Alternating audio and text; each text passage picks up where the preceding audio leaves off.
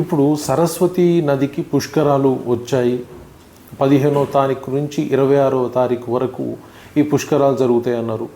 ఒకటి హిమాలయాలలో ఆ సరస్వతి పుట్టిన స్థానానికి వెళ్ళి స్నానం చేసి వచ్చేవాళ్ళు ఉన్నారు. అలాగే కొంతమంది ప్రయాగలో చేస్తూ ఉన్నారు. మరి కొంతమంది తెలంగాణలోని కాళేశ్వరానికి వెళ్ళి స్నానం చేసి వస్తూ ఉన్నారు. అంటే పుష్కర స్నానాలు చేస్తూ ఉన్నారు. దాని ద్వారా ఎంతో పుణ్యం వస్తుందని చాలా నమ్మకంగా ఉన్నారు వీళ్ళంతా. అసలుకి సరస్వతి నది ఉందా లేదా, ఎక్కడుంది? ఎందుకంటే మనం కాళేశ్వరం వెళ్తే గోదావరి అని చెప్తాం, ప్రయాగకి వెళ్తే త్రివేణి సంగమం అని చెప్తాం. సో సరస్వతి నదిని చూసిన వాళ్ళు ఇప్పుడు ఎవరూ లేరు. అంటే సరస్వతి నది అంతర్వాహిని అని చెప్తారు.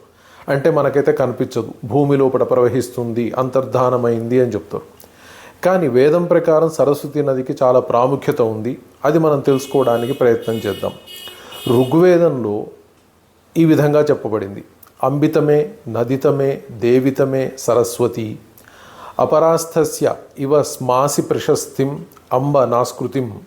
అన్నింటికి ఉత్తమమైన నదిగా వర్ణించారు. ఈ నదిని 7వ నదిగా, వరదలకు తల్లిగా, గొప్ప తల్లిగా, ఉత్తమ దేవతగా, ఉత్తమ నదిగా కీర్తించబడింది. హిందువులు సరస్వతి నదిని అంతర్వాహినిగా గంగా యమునల సంగమంలో అక్కడ ప్రవహిస్తుంది అని చెబుతారు.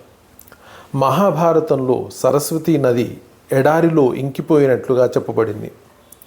ఋగ్వేదంలో సరస్వతి నది గురించి 60 సార్లు చెప్పబడింది. మహాభారతం ప్రకారం ఎడారిలో కనిపించకుండా పోయిన కొన్ని ప్రదేశాలలో మాత్రం కనిపిస్తుంది. చివరకు సముద్రంలో అనిశ్చితంగా చేరుతుంది అని ఉంది. నది ఇంకిపోయిన ప్రదేశం ప్రస్తుతపు థార్ ఎడారి అని చెబుతారు.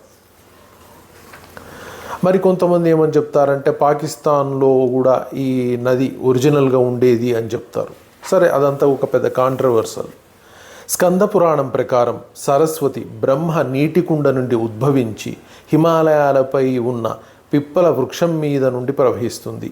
ఇది కేదారం నుండి పశ్చిమ దిక్కుకు తిరిగి అంతర్వాహినిగా ప్రవహిస్తుంది. సో ఇప్పుడు ఈ చరిత్ర అంతా కూడా సరస్వతి నదికి సంబంధించినది.